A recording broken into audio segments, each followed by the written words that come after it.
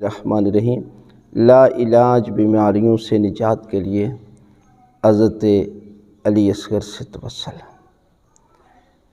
حضرت امام حسین علیہ السلام نے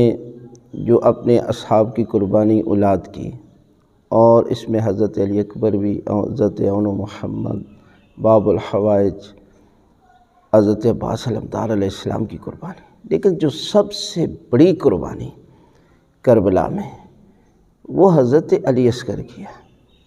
حضرت علی اصغر کو بھی باب الحوائج کہا جاتا،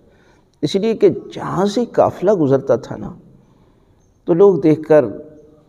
شہداء کے سروں کو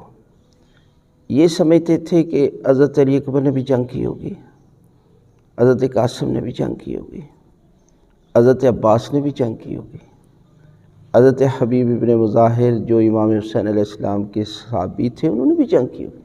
لیکن جب حضرت علی اصغر کا سر لوگوں کے سامنے آتا نا، تو رو کر کہتے کربلا میں جنگ نہیں ہوئی، کربلا میں ظلم ہوا ہے۔ امام حسین علیہ السلام کی اس قربانی پر حضرت علی اصغر کی عصمت سب سے بڑی گواہی ہے،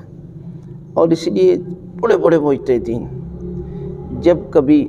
مسئلے میں پریشان ہوتے، مسئلہ حل نہیں ہو رہا، تو حضرت علی اصغر کے مسائل بیان کرتے ہیں، دعا مانگتے تو دعا قبول ہو جاتی۔ لہذا بے اولاد کوئی بھی مسئلہ ہے تو آپ باب الحوائج حضرت علی اصغر سے توسل کریں، دعا مانگیں، تو خالق کائنات آپ کی دعاؤں کو قبول کرے گا۔